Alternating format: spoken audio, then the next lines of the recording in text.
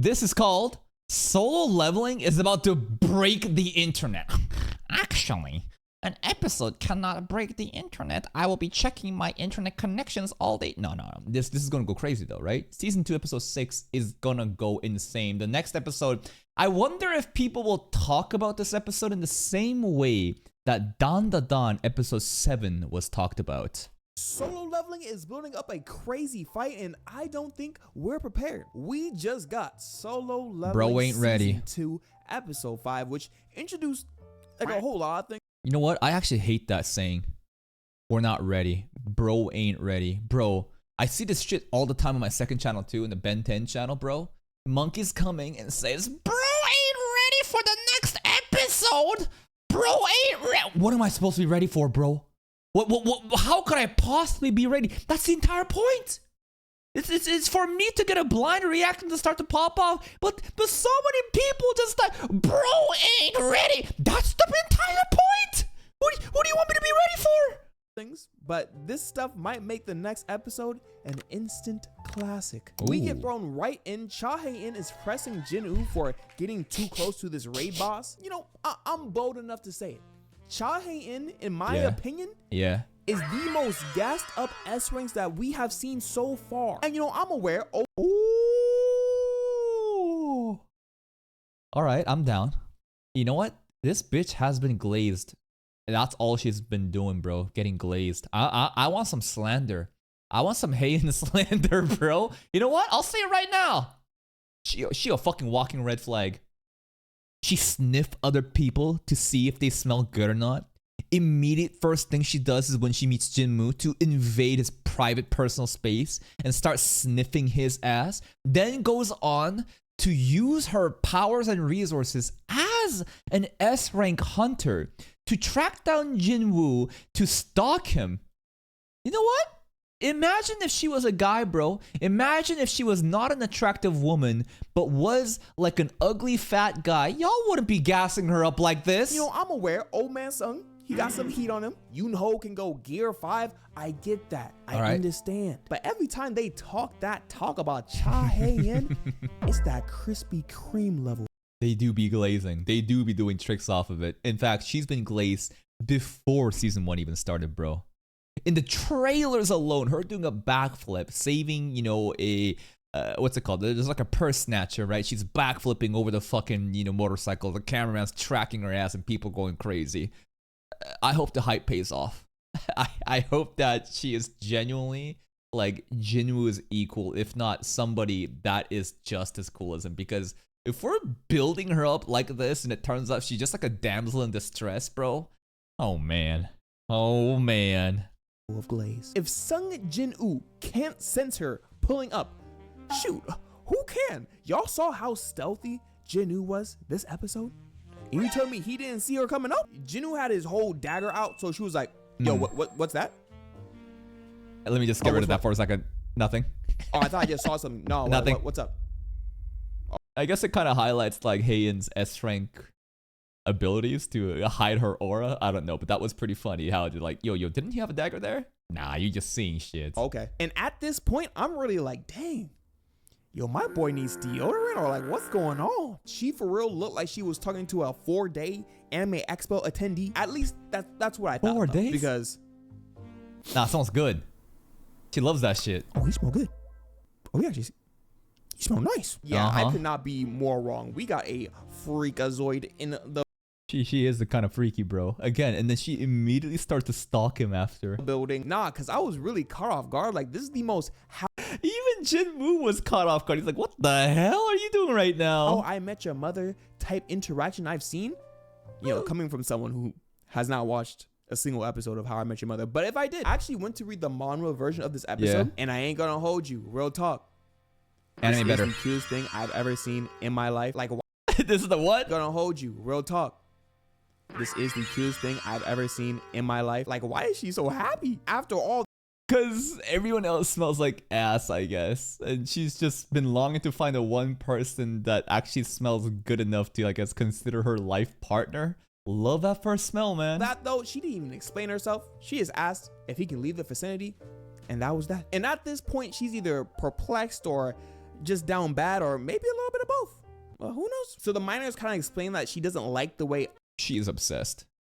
She is absolutely obsessed and is stalking him and wants to find where he is. She even showed up at the miner's place, picking up what I can only imagine to be his pickaxe and looking at it in such a longing way. Like, I feel like her entire life is just smelling some stanky ass dudes.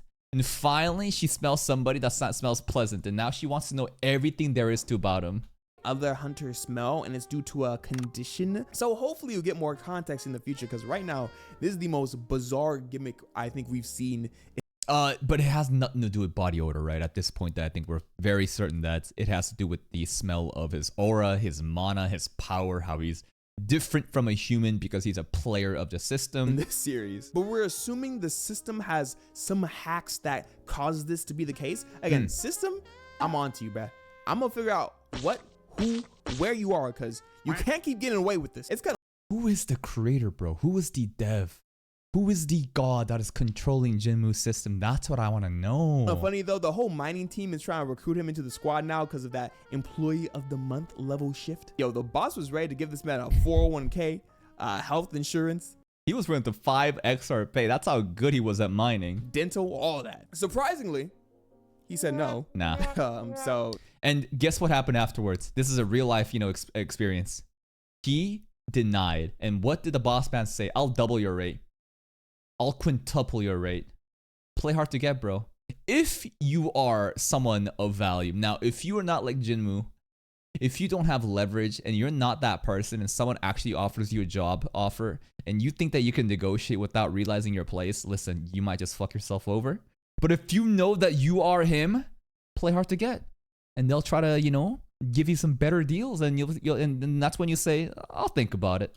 He's in his feels now. He does mention though there is an A and C rank dungeon that they're hitting tomorrow, and this got Jinwoo intrigued. In the manga, it kind of goes into a little more detail on how he's never seen a guild with a two-man strike team before, so it's kind of like a research situation, which is interesting because he's constantly getting information about how guilds work. So I'm wondering where this plotline is kind of leading to. Shout out to Cha Hei. I feel like this plotline is leading to Jinmu just flexing on the A rank party when saving them from the high orcs. And beyond that, I think that because they're remember that relic that we have, the Eye of Avarice? In fact, the entire reason of why we wanted to even attempt, these dungeons and get money, or the even point of him registering officially as an S rank hunter is so that he doesn't look suspicious when he's going to try to sell off that relic, right? The Eye of Avarice, the one that 200% multiplier on your magic powers. Now, it doesn't really works on us, but I think that if that orc leader guy is genuinely an OP magician, could we not arise on him, give it to him, and our power just goes way fucking up? I feel like it's the perfect segue because he was like, OP relic doesn't really mean so much to me, but hey, suddenly there's this magician boss shows up. Is it not like the perfect match? In this prestige high-rise apartment. Sometimes I do be forgetting these S ranks are actually filthy rich since they... Yeah, the penthouse, view is really nice. Remember, a C rank hunter lives as well as like a doctor or like an engineer, man. A C rank hunter already is kind of like that upper middle class. This is an S rank hunter. Not B, not A, S. Imagine the money that she's raking in. This place rents $20,000 USD per month. She's not renting, she owns it. They are literally the best hunters in the country. And all I'm gonna say is, she really taking Bad and Bougie to another level. But like all the other S ranks in the show, Cha had to figure out like what's going on with Jinwoo. Something's up. In the manga, she actually thinks he's a spy from another enemy guild, so I thought it was pretty funny. But because he's kind of... Okay, that kind of like, I don't know, makes her seem more normal rather than trying to hunt down the guy that smells good. It's like, oh, wait, what if he's a spy? I need to do my due diligence to make sure everything is right in order. Maybe that's also an excuse that she's making because she just down bad for the smell. Big time now, the association had to put a lock on his file, so... Man, I wish Gage were real. What a life.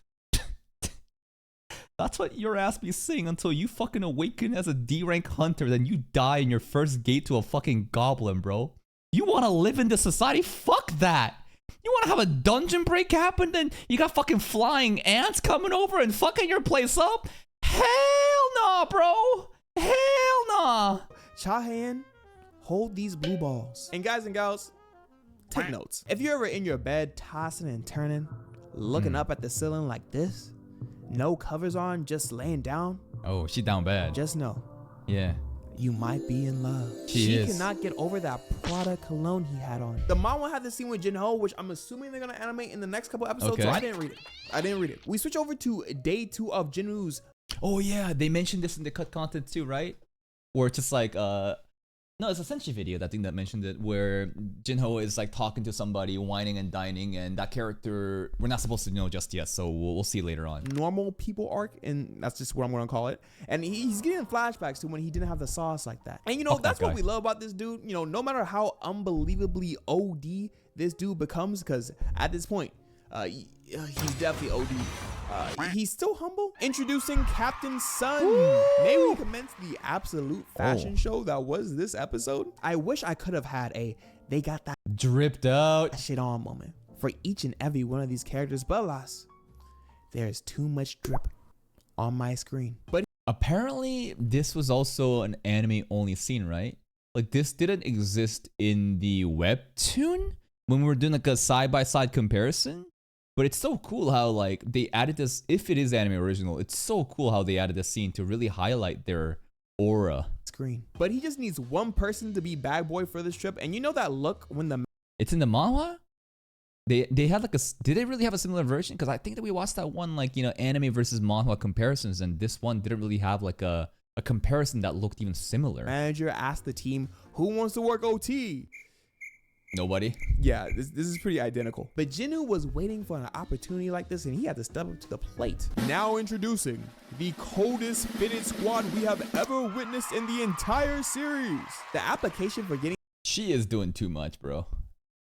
That girl has the most aura. Like, if we look at the biggest aura farmer here, it is without a doubt this girl right here. She is wilding out. Like, this guy here, yeah, with the head tilt, he looks kind of menacing, right? But this girl, her name is Gina, bro. Gina is just... She flexing. She knows she got it, bro.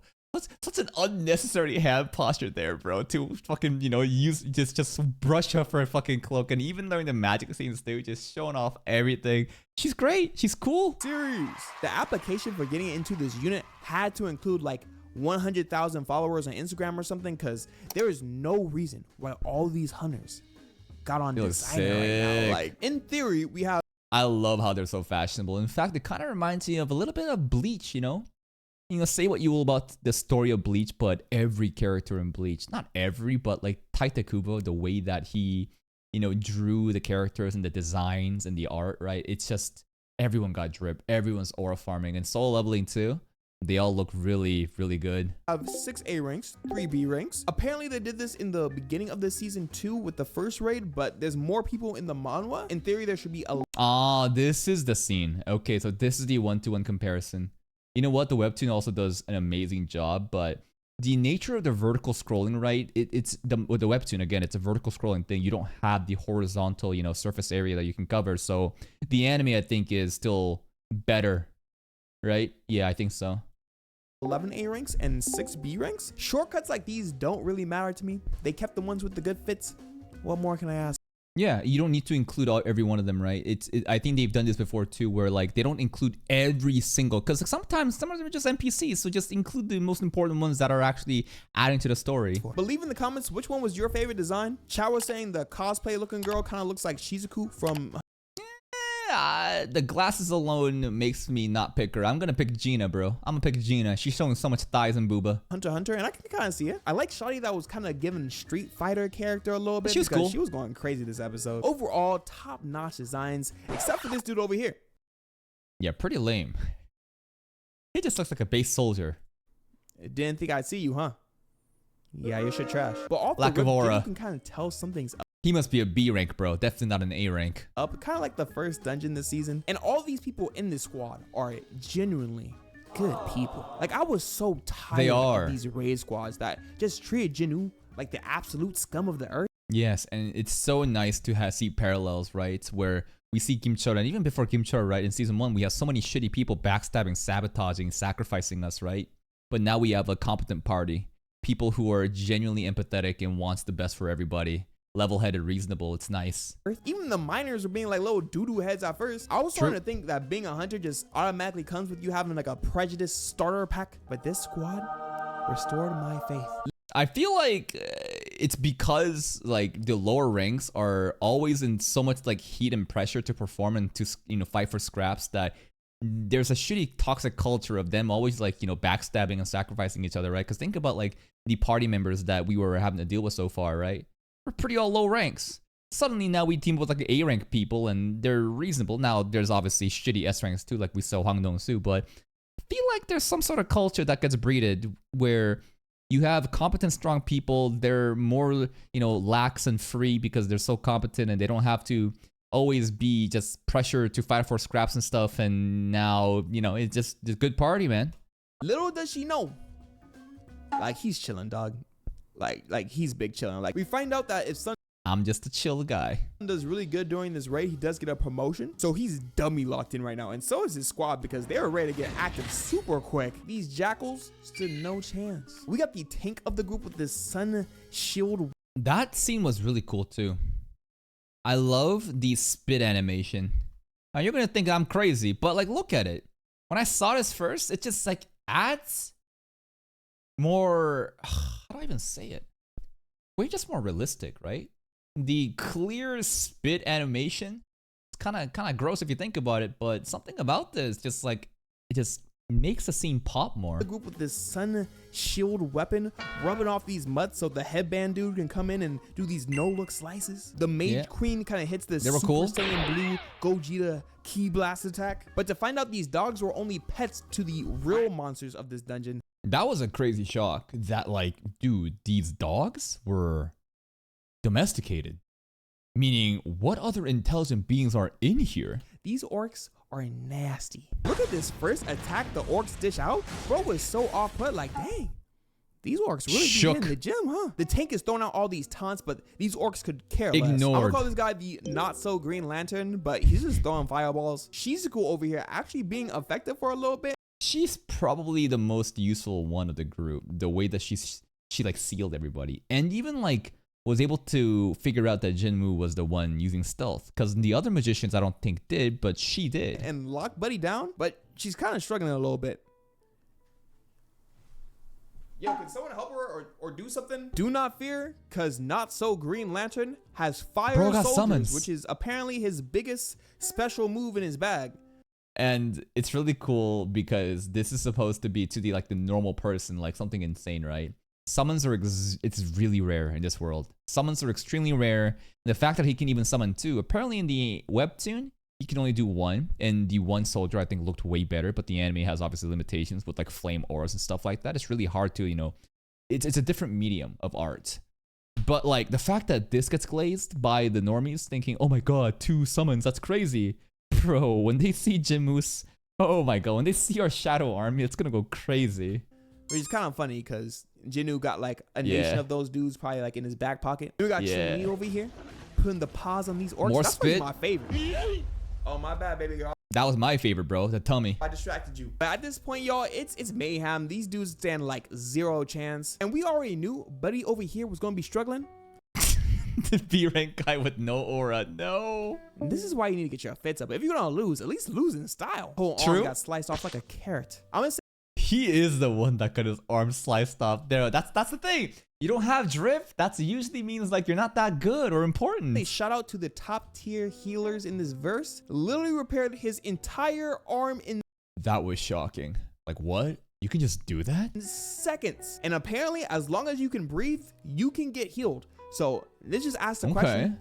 Imagine what an S-class healer can do. Like, what are you looking? What do you give me that look for? I'm thinking right now. I'm thinking a lot of things, bro. Are we thinking about, you know, just extra limbs and stuff like that? How about an extra cock? Come on, this sounds dangerous. This sounds devious.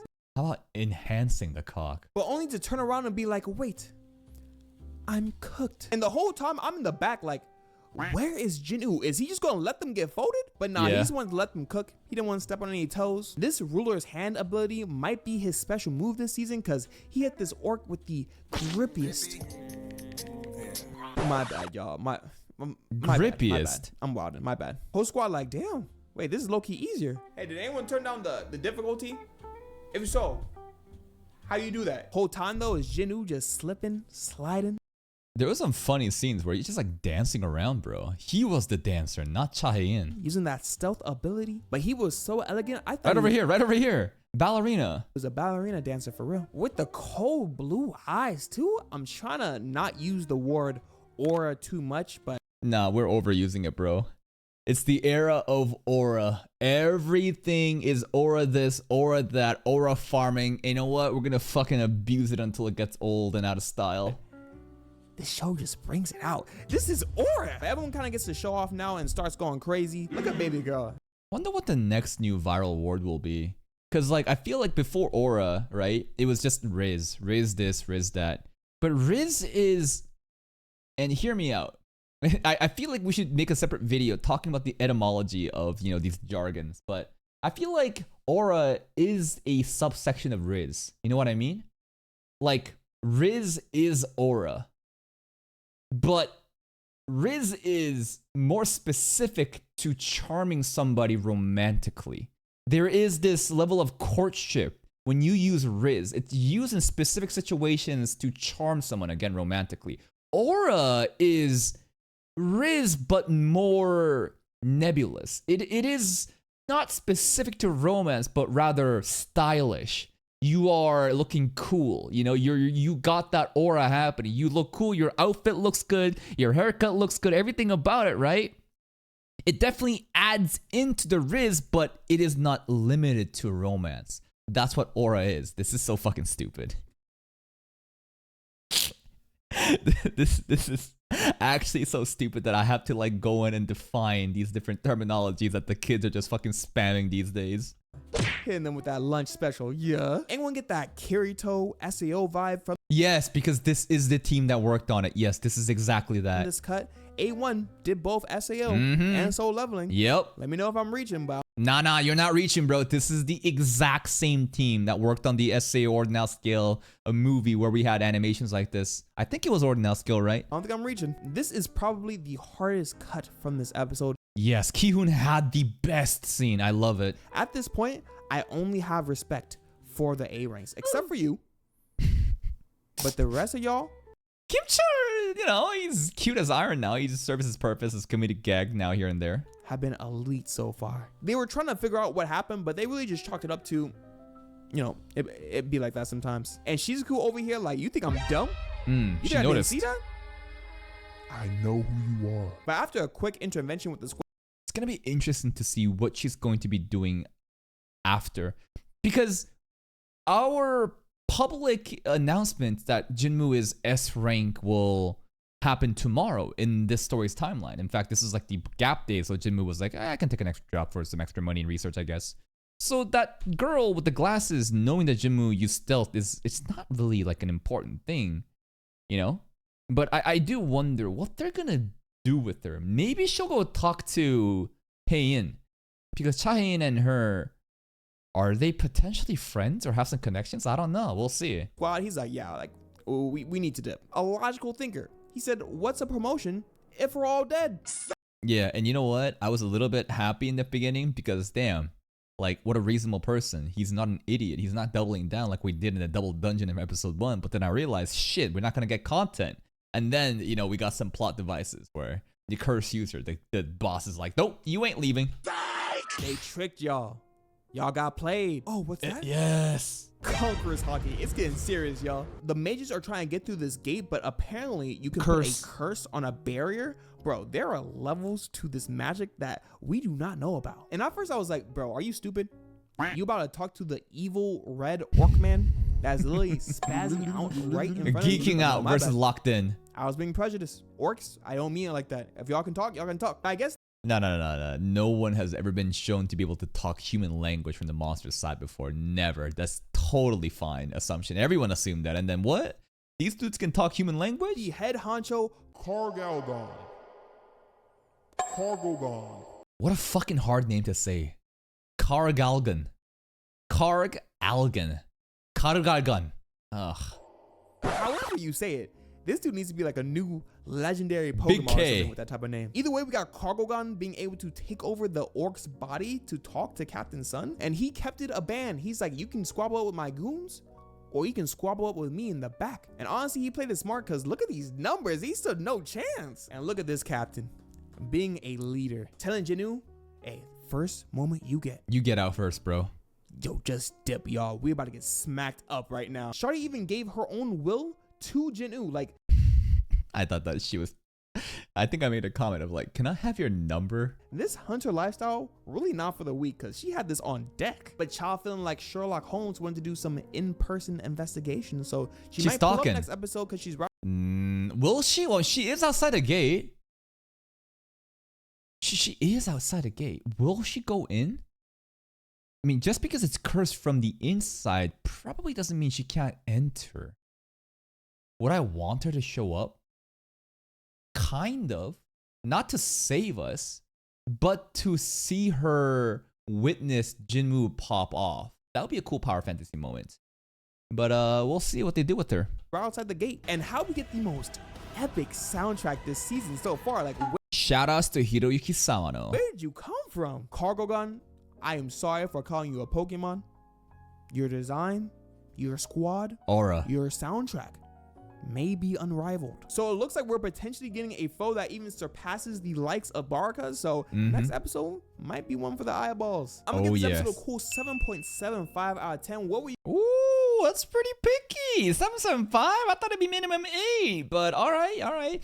I think that it's gonna be very interesting to see what happens next episode because, you know, titles like this is about to break the internet. Nobody's ready for Solo Leveling episode 6 season 2, stuff like that. Every content creator just does it to drive up engagement, to, you know, kind of like, I guess, like artificially create hype.